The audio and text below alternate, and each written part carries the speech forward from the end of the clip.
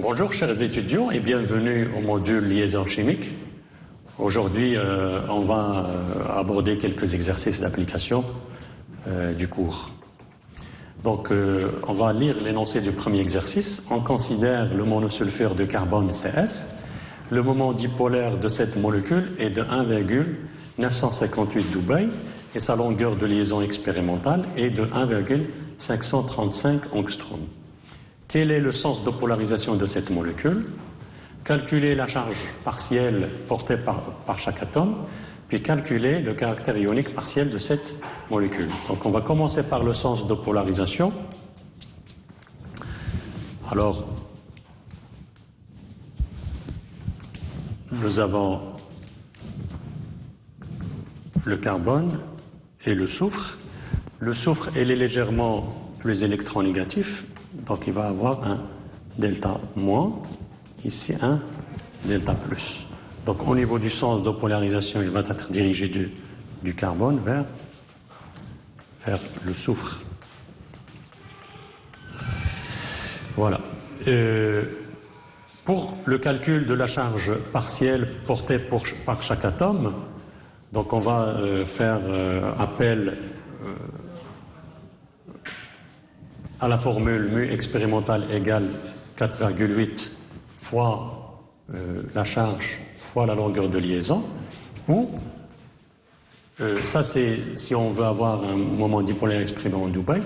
Sinon on va prendre le moment dipolaire exprimé en coulomb fois mètre égal à la charge fois la longueur de liaison. Ici on va exprimer, vu que le moment dipolaire elle est exprimé en Debye, donc on va prendre delta, on va la sortir qui était ici en bas, il va sortir pour avoir delta égale mu expérimental en Debye sur 4,8 fois 1,535 qui est la longueur de liaison expérimentale.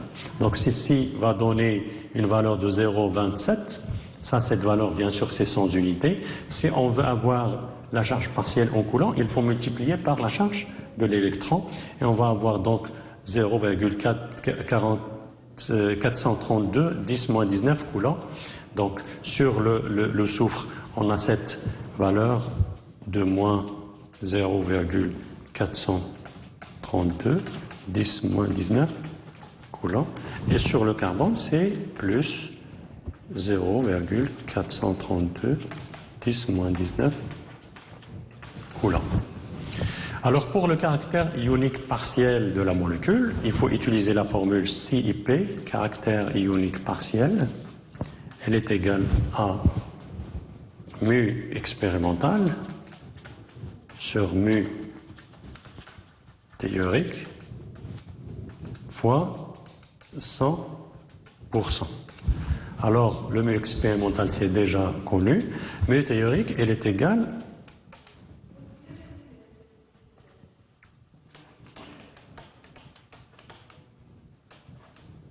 à 4,8 fois 1. Ici, on suppose que la molécule est ionique, que la liaison plutôt est ionique. Donc, on va mettre sur la charge 1, puis la distance de 1,535 angstroms.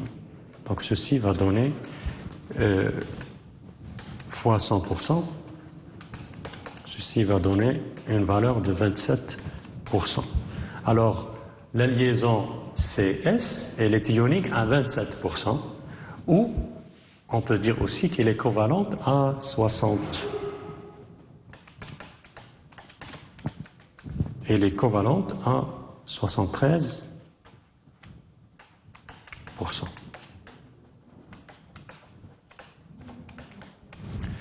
Voilà, donc on passe au deuxième exercice. On considère la molécule AsBr2Cl3 où l'arsenic est l'atome central. Écrire la structure de Lewis de cette molécule. Si on change les positions des atomes Br et Cl, on peut obtenir trois molécules, donner leur géométrie en se basant sur la méthode VSEBR. Le moment dipolaire de la liaison AsCl est de 1,6 Debye et celui de AsBr est de 1,3 Debye. Donner le sens de polarisation de ces deux liaisons et schématiser leur moment dipolaire.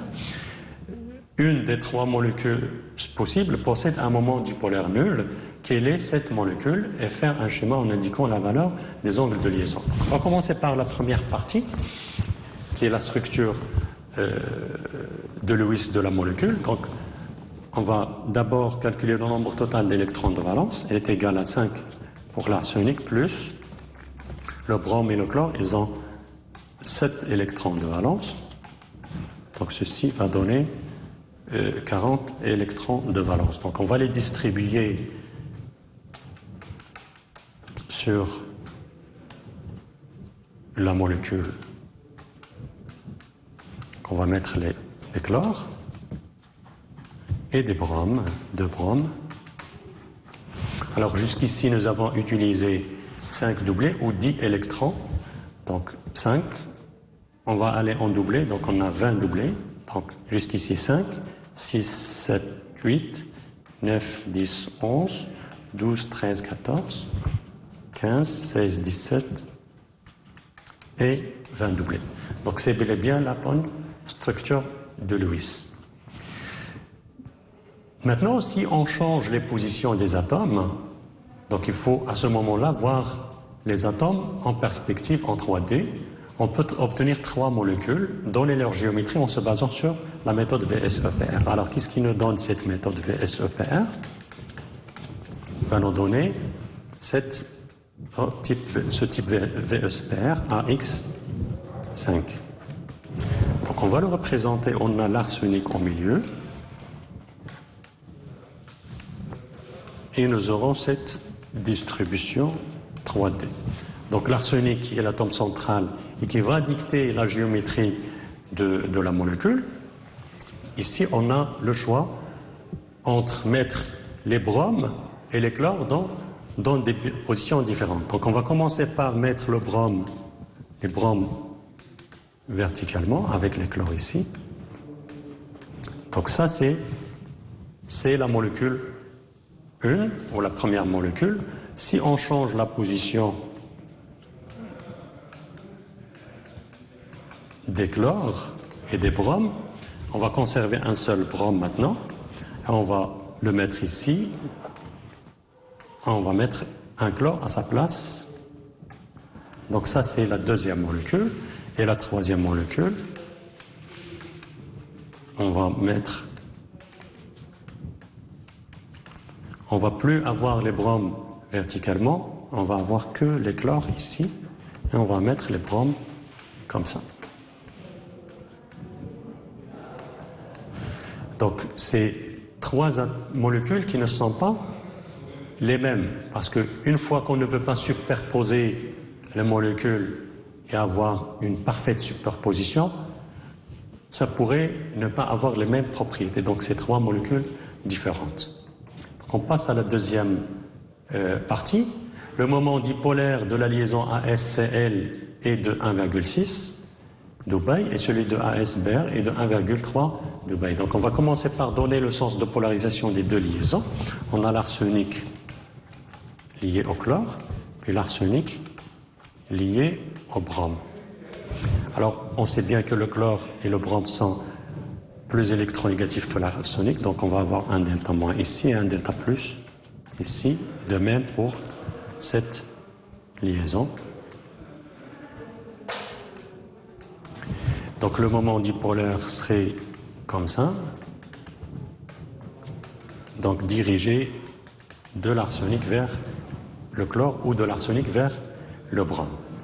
Maintenant, nous disent qu'une des 3 molécules possibles possède un moment dipolaire nul. Quelle est cette molécule? Donc on va reprendre rapidement ces molécules-là.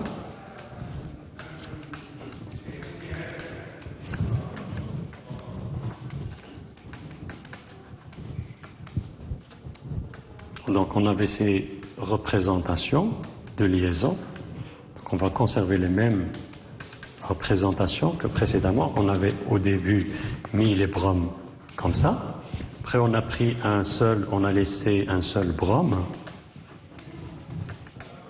Après, on a carrément éliminé les bromes et on les a mis sur le plan horizontal. Donc, le reste, c'est occupé par des chlores.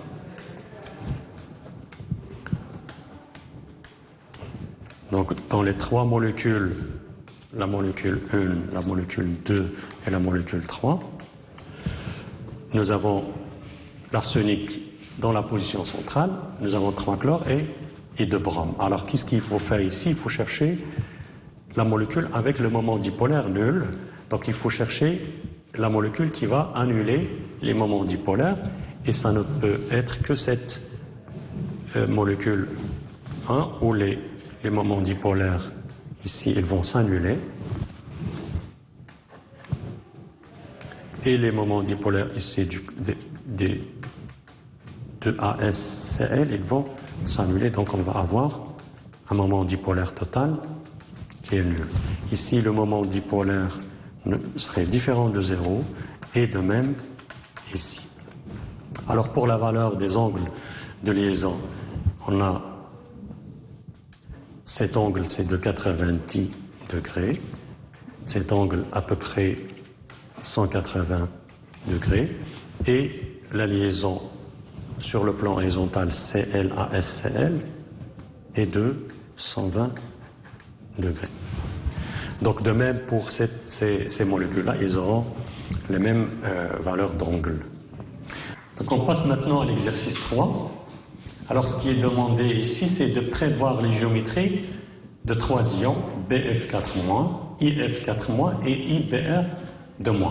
Alors on commence par BF4-, le nombre total d'électrons de valence, donc on a 3 pour le bord, plus 4 fois 7 pour les fluors, plus la charge négative, ça va donner 32 électrons de valence, ou bien 16 doublés. On va mettre le bord au milieu, et on constitue d'abord la molécule ou les 4 liaisons BF, qu'on a 16 doublés à distribuer. Jusqu'ici, nous avons 4, 5, 6, 7, 8, 9, 10, 11, 12, 13 et 16 doublés. Alors à ce niveau, ce qu'il faut reste, c'est calculer les charges formelles. On va calculer la charge formelle du bord, est égale à 3, moins 4 égale 1 moins z. Donc le bord, il porte une charge moins. Donc pour les ions, il faut mettre des accolades et faire apparaître la charge qui est portée par toute la molécule. Donc au niveau de la géométrie, on doit passer par le type VSEPR qui est AX4. Donc la géométrie, elle est comme ça. Donc c'est une géométrie tétraédrique. Donc la géométrie, elle est tétraédrique.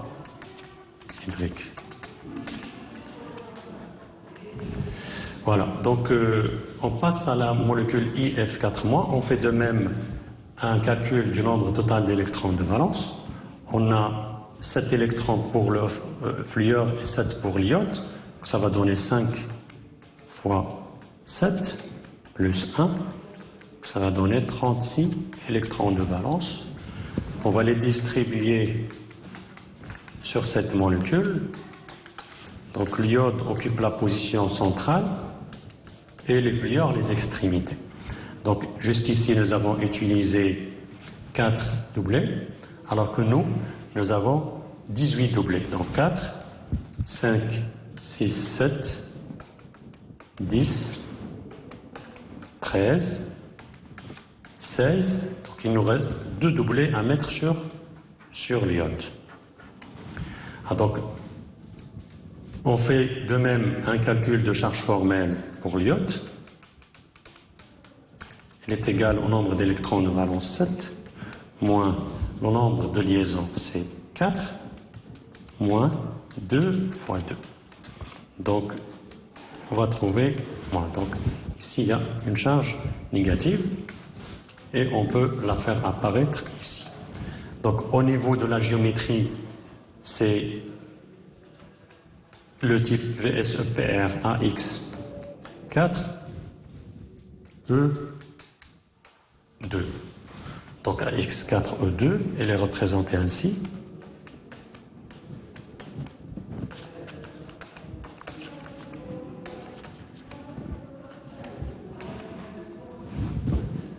Donc nous avons deux doublés qu'on va placer ici et les fluors comme ça. Donc la géométrie, c'est une géométrie carré blanc. Donc on passe maintenant à IPR de moins. Pour le calcul du nombre total d'électrons de valence, on a 7 fois 3. Donc 7 pour l'iode et 7 pour le bore. Donc c'est 3 fois plus 1. Donc ça va donner 22. Ou bien 11 doublés. Donc on va mettre l'iode au milieu et les bromes aux extrémités. Donc nous avons 11 doublés. 1, 2, 3, 4, 5, 6, 7, 8, 9, 10, 11. De même, on a une charge. Donc, calcule la charge formelle du l'iode. Elle est égale à 7 moins 2 moins 3 fois 2. Ou bien 2 fois 3. Donc ça donne moins 1. Donc, il y a ici un moins. Ou dans le cas des ions, il faut le faire apparaître à l'extérieur. Au niveau du type VSEPR, c'est AX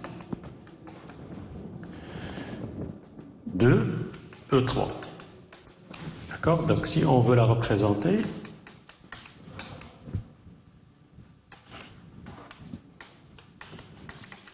on va avoir les deux bromes que nous avons ici, et les trois doublés placés ainsi. Et nous aurons une géométrie qui est une géométrie linéaire. Voilà. Donc on passe au quatrième exercice. Parmi les molécules suivantes, donnez le bon classement des angles de liaison autour de l'atome central. Donc rapidement, on va mettre la représentation des molécules. Ils appartiennent à la même famille. Donc on a le soufre comme ça, le sélénium comme ça, et le tellure comme ça. Alors pour chaque molécule, nous aurons deux doublés libres sur le soufre ou le sélénium ou le tellure. Alors cette représentation, ça donne le type de Lewis AX2, E2. Maintenant, c'est quoi la question? C'est que on va voir comparer les angles de liaison. Alpha, bêta et gamma. Alors, qu'est-ce qu'on doit voir ici? On doit comparer l'électronégativité du soufre, du sélénium et de tellure. Vu qu'on se déplace du haut en bas en allant du soufre vers le tellure, nous aurons donc le soufre qui est plus électronégatif. Donc, il va y avoir les électrons qui sont relativement plus proches par rapport au sélénium et au tellure. Donc, le fait que ces électrons ils sont plus proches, il va provoquer une certaine répulsion plus forte par rapport aux deux autres molécules, et par suite, l'angle va se voir ouvrir. Donc, l'angle finalement alpha, il va être supérieur à l'angle bêta, qui est à son tour supérieur à l'angle gamma. Voilà, donc on passe au cinquième exercice qui concerne la molécule F2. On nous demande de tracer un diagramme d'énergie.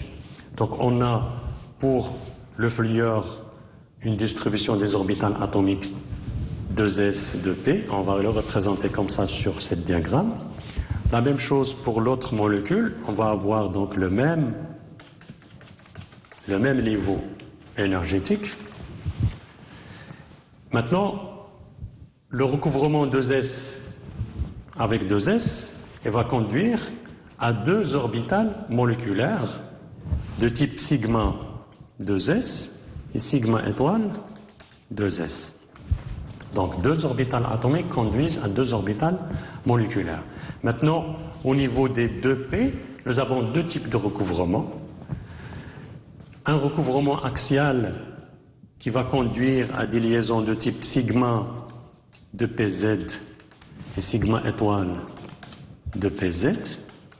Ici, on admet que la molécule, ou bien que l'axe principal de la molécule, c'est l'axe PZ. Bien évidemment, ce recouvrement, c'était un recouvrement axial. Il y aurait deux recouvrements latéraux entre les orbitales de Px et de Py. Donc on va avoir l'orbital pi de Px et l'orbital pi étoile de Px. Et de même, l'orbital moléculaire pi de Py et pi étoile de Py. Maintenant, qu'est-ce qu'il reste? Il reste à faire le remplissage électronique. Donc le fluor, il a 7 électrons de valence. 1, 2, 3, 4, 5, 6, 7. De même pour l'autre fluor.